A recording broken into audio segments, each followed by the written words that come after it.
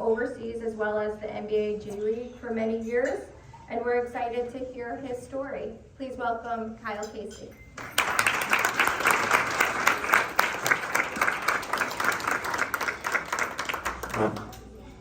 How you guys doing? Nice, I like that response. I got their attention already, huh? That's good. So today, my story is really about just doing things with a passion and a purpose in life, embracing your journey, and kind of wanted to tell you my journey a little bit. So, personally, I grew up in Louisiana and Boston. So I've been all over. I was born in the state of Washington on a Navy base, actually.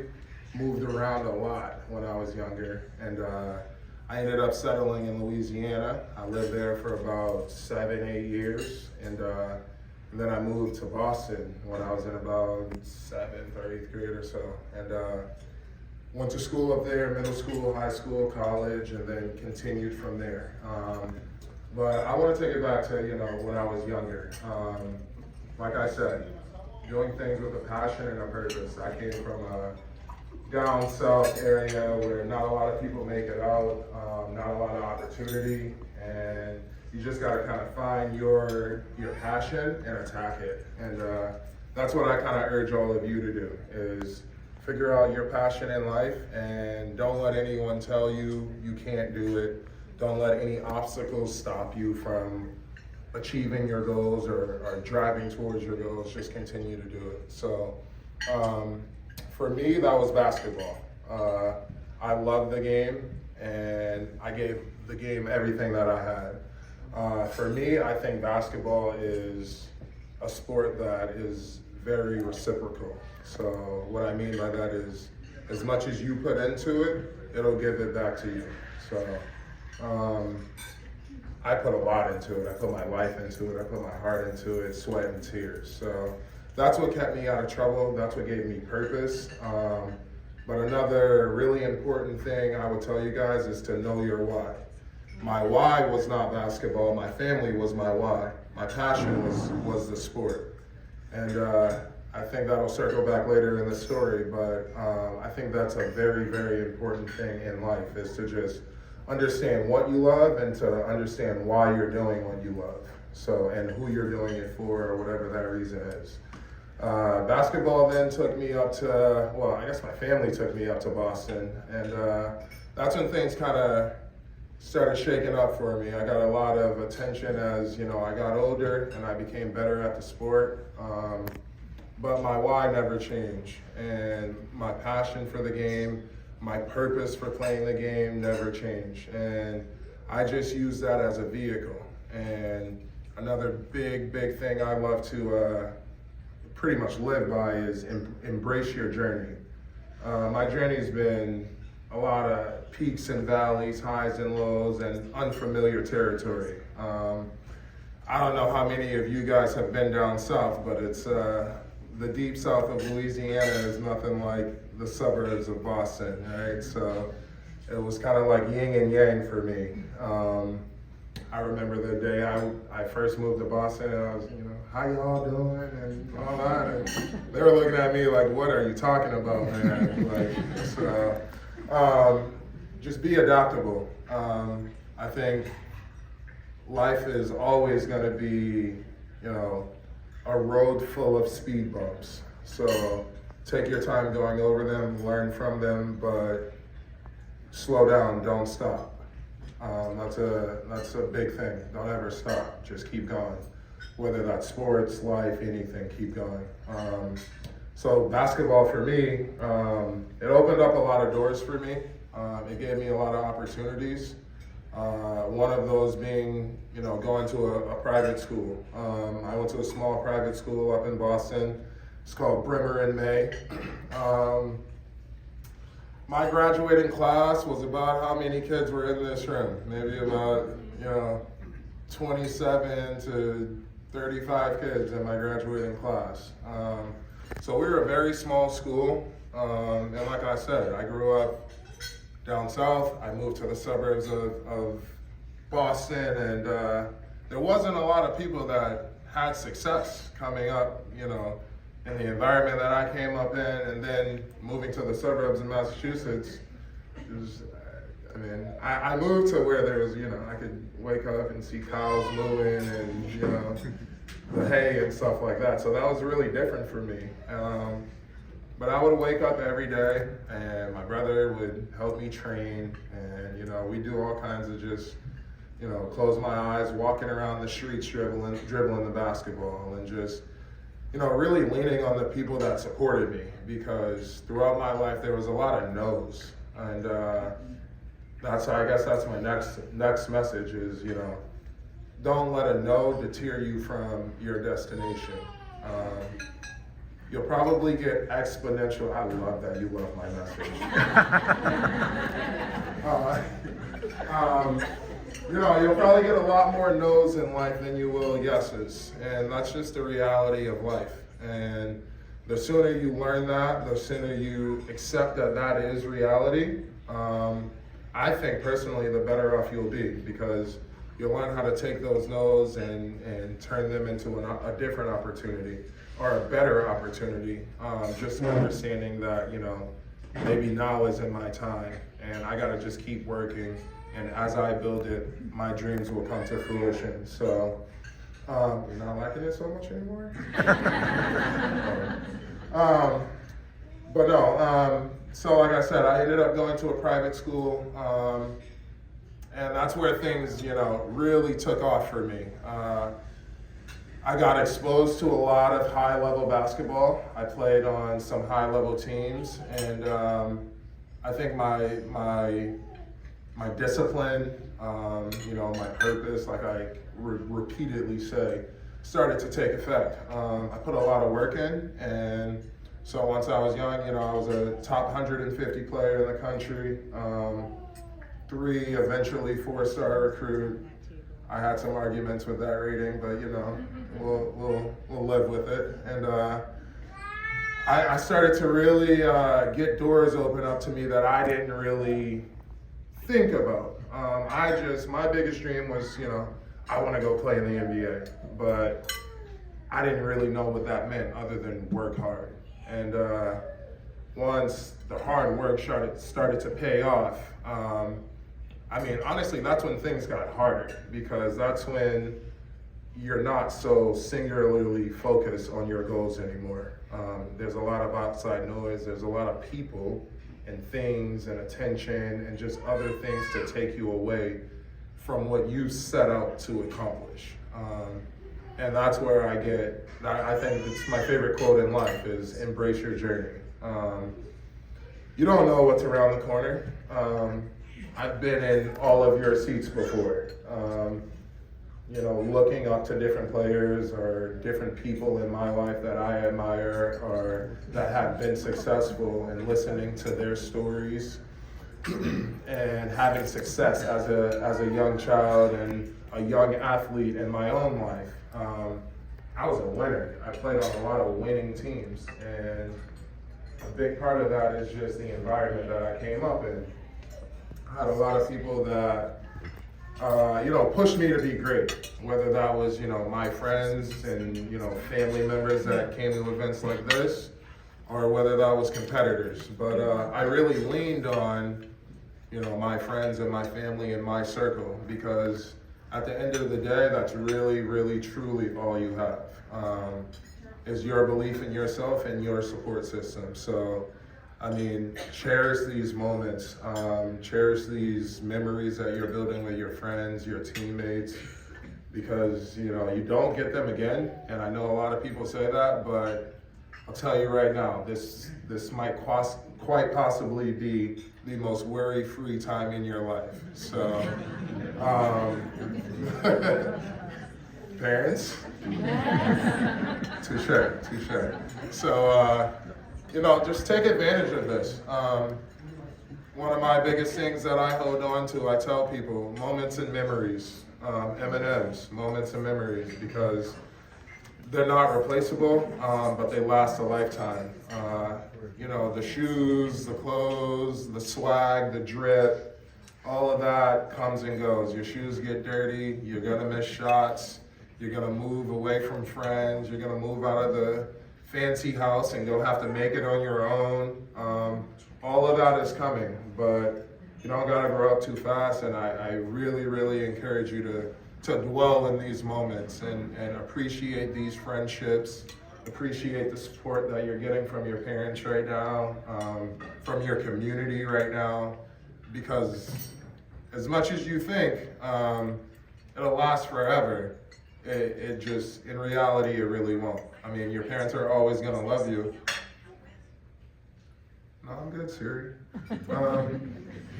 But you really, really should just appreciate these moments, because I tell you, like, some of my best friends, I just went to last year, or what was it, maybe 2 years ago, I was in my best friend from when I was your age. Literally, we won 6 state championships together when we were,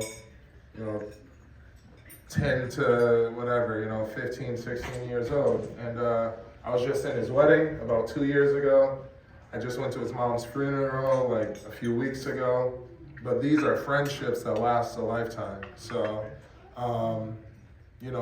these are the people that are gonna be there for you later in your life. So just appreciate those moments, appreciate this time right now, and just embrace your journey to kind of get back to the story. For me, that's literally what my whole life has been about. Bringing the people that support me closer in, and just making it a very, very tight circle, and attacking my passion. And like I said, basketball was that for me. So the doors that opened up for me were, one, being able to travel all of the United States as a kid. I played on a team, I don't know if you guys are familiar with the AAU circuit, but back in my day, I played on a team called BABC, and then I played on a team called Expressions. So I played on the very first, oh, no one likes Expressions in here? I got it. I played on the first Expressions team ever. So I left BABC and went and started Expressions with, Todd and all those guys. But it was good. It was a lot of recognition. We were on the Nike circuit, and like I said, this is when all the outside distractions started to, kind of kick in. So you start getting recruited. I mean, you're young, you're ranked, you're getting all the attention. There's not a lot of no's. So I mean, it's very easy to get full of yourself. It's very easy to get overconfident, cocky. Just think you're the hottest thing since sliced bread, man. I feel like I'm owed with that phrase. You guys know what that means, kids? Look at me. Yikes! All right. But no, it's very easy to be distracted from the destination along the journey, and that's something that you just always have to keep into perspective. Like I'm very big on keeping life in perspective, especially through the game of sports. I think basketball is the best sport to teach life through, but I might be a little biased. But sports in general, they provide a lot of life lessons that you need to learn. You need to learn how to fail, plain and simple. You will fail in life, but it's about how you kind of bounce back. You need to learn rejection. You need to learn how to push through. You need to learn perseverance. All these things are what the game of basketball taught me. But it's just what sports in general can teach you, whatever that is, right? And so that's kind of the big picture of things in terms of trying to keep things in perspective. It's hard. It's hard. It's hard to come in the gym with a purpose and a why, and I want to do this. Like, this season's gonna be my best year, and then all my friends are in the gym, just chucking up half-court shots and deep three-pointers when I know I need to be working on being in better shape. My form shooting, getting closer to the hoop, and just working on the little things. One of my coaches told me once, he said, little by little, a little becomes a lot. And that's always stuck with me, because in everything you do in life, you should just be trying to get a little bit better, a little bit better, a little bit better, a little bit better. And over time, that consistency will separate you. That's the difference between good and great. Good players show up to the gym. Great players use their gym time effectively. You know, they don't waste a minute. They find purpose in everything they do. They come in the gym with a reason why they want to be there, and whether they're feeling good, bad, or indifferent, they're gonna work hard because they know what I put in, will be returned in the long run. So that's really important. That's like, if you don't take anything else from anything else I said, take that with you. You know, you hold the key to your success, whatever that means to you, whatever success looks like to you. For me, that was, you know, achieving as much as I can in the game of basketball, while also, you know, using basketball to have great life experiences. So that's what I did. I used basketball as a vehicle through life. And so, like I said, I was pretty highly recruited. I probably finished high school with about 20 to 25 scholarships to college. I got my first scholarship when I was it was like maybe 15 and 2 weeks or something like that. And I'll never forget, I was at the elite camp for Duquesne University, and I had literally I was 14, just turned 15. I go there, I was playing with like literally all like 16, 17-year-olds, and last day of camp, the current head coach there called me in his office, and he was like, you know, you really impressed us, and we think you have a great future, blah, blah, blah. We want to offer you a scholarship. And so I was, you know, thank you, blah, blah. And I walked out, and I called my mom, and I was like, Mom, I just got a scholarship. I'm going to Duquesne. She was like, oh, baby, I love that for you, but well, we're gonna wait a little bit, you know. This is just the beginning, you know. And that's really how it started. I didn't even really know what that meant, other than I get to go to college for free. And so, you know, obviously, you know, my mom was able to ground me, but that's just an example of hard work coming to reality and paying off in the form of, you know, a free education. What parent in here wants to pay for college? Raise your hand.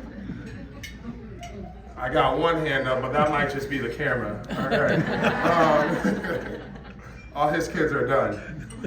But no, you know, I got that opportunity because of my hard work. And, you know, as I got better, as time kept progressing, I kept working. You know, I appreciated the moment, I appreciated the opportunity, but I just continued to work. So with that, I turned professional after college. I ended up going to Harvard, and that was my decision. And you know, that was great for me.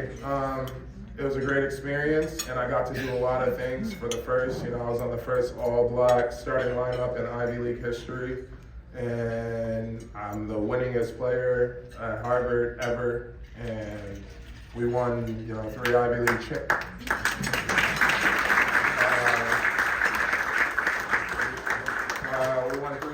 championships. We were ranked as high as 17th in the nation at one point. You know, we just did a lot of things for the first time, and those are the experiences and opportunities that, you know, led to me going pro, having a 7-year career. Played about 5 games in the NBA, played 3 years in the G League, and, you know, I got to see the world, been all over the world. So I really urge you guys to just, you know, attack everything with a passion, a purpose, embrace your journey, and don't let one no deter you from, where your end destination is. So thank you guys. Great job.